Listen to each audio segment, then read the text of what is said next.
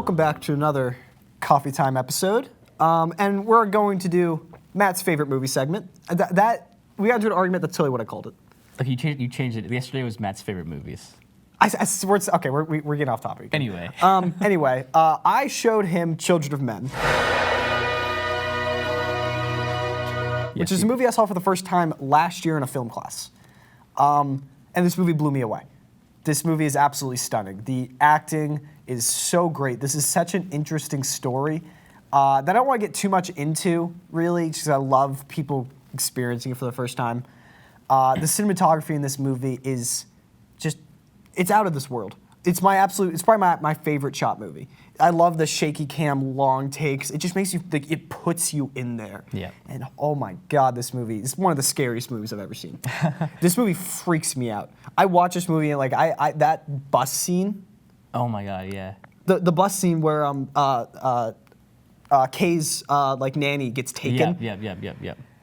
That scene, I've had like that scares me. Yeah. That's the most horrifying thing I've seen in a movie in like years. How much do you want to go into the, okay, we can give like a little introduction. Little just in case people haven't seen it, but good call. This movie is basically, it follows Theo, and he's in London, and basically no children have been born in 18 years. yes, 18 years of infertility. Yeah, and, 18 years infertility. I think that's right. Yeah, and basically, it's going through a I'm story. struggling without my notes here. Yeah, no problem. It's going through a story about him finding this woman who met his ex-wife, and they're going through this whole journey to try and get this baby to be born from this person that's actually having, is pregnant. Is pregnant for the first time in 18 yeah. years, and they're getting her to the human project, Yeah. which they do or do not know if it exists. Yeah, and basically it's this whole journey going through so many different locations and so many different scenarios where they're trying to keep this baby alive and trying to keep the woman safe, being hunted by several different groups of people. I just got to run through 3 scenes real quick. The opening scene in this movie I love. The opening scene. Oh, yeah. When he's getting coffee and just like the way like he walks out and the world looks and everything, and then the bomb goes off, it just cuts to children, men. The pan and the circle, yeah. And you still hear the ringing. Throughout the movie, whenever an explosion goes off, you hear ringing for like 30 minutes after. And it's so great. The other scene I quickly want to talk about is the car long shot. The car long shot. When Molly gets killed. Okay. Was that a character's name, Molly? Wait, the ex-wife? Yeah. That was Julian. Julian, why Yeah. was I thinking Molly? I'm not sure. And the way they shot that scene is insane. That was a car with like a giant wooden platform built on top with like another car, and then a giant crane camera going through, and that actually was real glass that they built to break at this time. The way they set up that scene is jaw-dropping, and that scene is amazing. It goes on for so long. And the other, again, is the long take, the action scene at the end in the slums. When he runs through the bus and the blood splats on the camera and like the building starts exploding all in that great one take. That was by mistake, actually. They didn't realize they got blood on the camera until they looked back at it.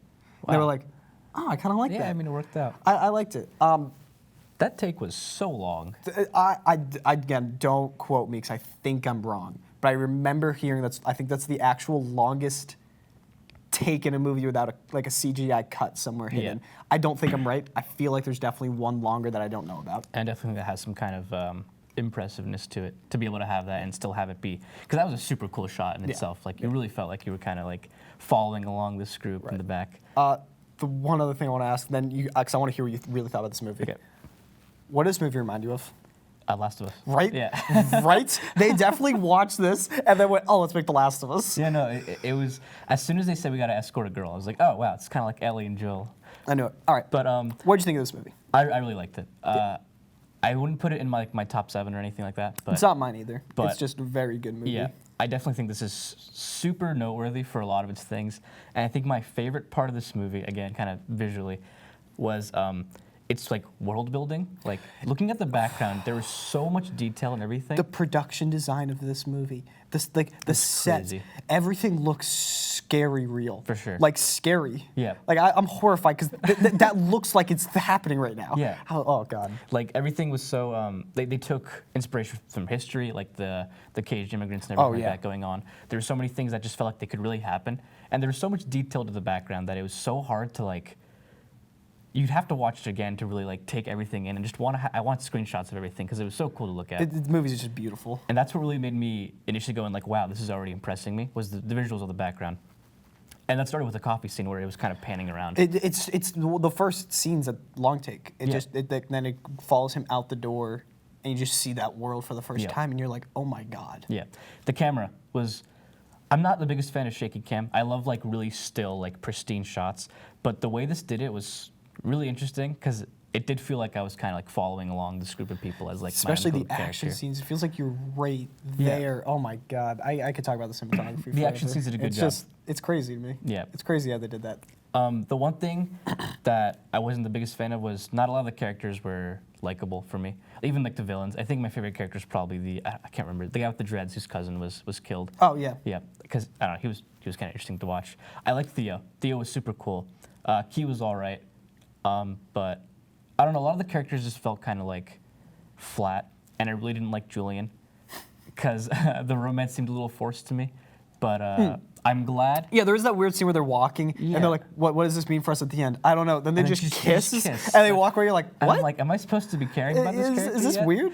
But she dies fast. Yeah, no, I was shocked. I'm glad she did. It worked for the movie so well. In the most innocent way possible, I'm glad she died because I was like, wow, okay, this is going to be great for the main character, like his character development through the movie. And then he goes and starts crying in the forest. I'm like, all right, I like Theo. Theo's really cool. I'm so happy that's a scene. Yeah. Because so many times you watch movies, and even Jojo Rabbit did it a little bit. Like something sad will happen, and then you just kind of cut and you don't see the reaction. You really don't see the reaction. I'm happy there's that long take of him just walking. He's trying to smoke a cigarette and he can't light it, and he just breaks down. I like that. Yeah.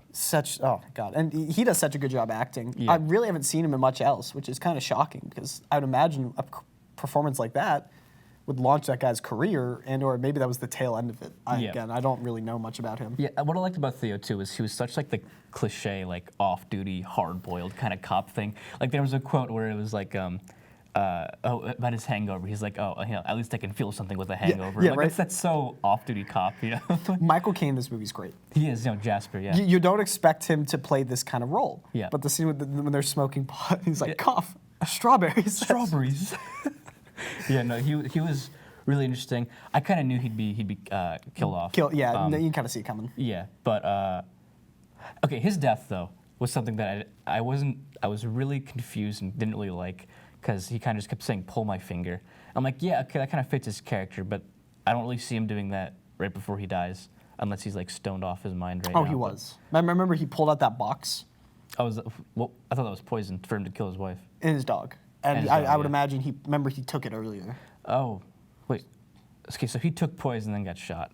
Yeah. Okay. Well, okay. Poor guy. Yeah. No, I imagine he was stoned off his brain. I think that it fits his death, or that character fits that death, because he would walk out and he would just be trying to distract him. I think it comes to a point where it fits the character too much and not as much of like a human. Like That's fair. A lot of people would fear death a lot, but it wasn't that big of a deal for me. I liked Jasper as a character, and he was super funny. So I think the death works, and one thing I really like is everyone around Key dies. Yeah. Because so many people are just willing to sacrifice themselves to see this baby. And yeah. Like Theo dies in the end, the main character does, Julian dies, Jasper dies. I forget the nanny's name. Yeah. We refer to her as the nanny. Miriam. She has the most horrible death. Oh my God. Yeah, that scene was so tense with the bus. Yeah. That scene's so scary because like the second they get on the bus, her water breaks. Yeah. And you're just like, oh my God. Yeah. I'm like, don't do this to me, movie. Terribly. Don't do this to me, movie. But yeah, no. I think overall this movie really had me like a cliche line, but on the edge of my seat the entire time. It does. And I think visually, it did a great job. With like the backgrounds were some of the best I've seen in a movie in a long time. When they're walking down the school, like the way that school looked, I was like, I'm playing The Last of Us. Yeah, no, I could. As soon as I watched them, I could see the relation to The Last of Us and how you probably saw it too. But yeah, no, I think overall, I really like this movie. What would you rate it? Okay, right now an 8 out of 10. 8 out of 10? 8 out of 10, That's, yeah. I'm probably at an 8.5, 9 maybe. It's one of those movies that I watch for the sake of, like, I watch Jojo Rabbit because I can see myself sort of making a movie like that. Yeah. Because those are the type of movies I love. I watch this movie and want to quit being a film major because there's no way I can ever make anything that spectacular in my life. That's me with Blade Runner 2049. Like I watch movies like that, like I may as well quit. Like I'm done, guys. Yeah, I would give this movie like a 9 out of 10. I absolutely love this movie. It's not one of my particular favorites I have, but it's just still such an interesting movie that I show everyone. And I think it's one of the most well-done movies I've seen in a long time. If not ever. If not I've ever, talked to someone, they went, yeah, Children of Men's probably my all-time favorite movie. I went, yeah, that's fair. Yeah. I can't argue with no, that. yeah, that's a great movie. Yeah. So that's our review of Children of Men, guys. Spectacular movie. It came out in like '06. It's an old movie. Wow, '06 is old. That's weird. Yeah. But definitely check it out. It is outstanding. I imagine if you watch this video, you probably have seen it. Go watch it again. Because yeah, why not? It's worth a second watch because the production value of this movie, good. Really good. Really good. Good God, it's scary good. All right, guys. That was coffee time, and we hope you enjoy your stay.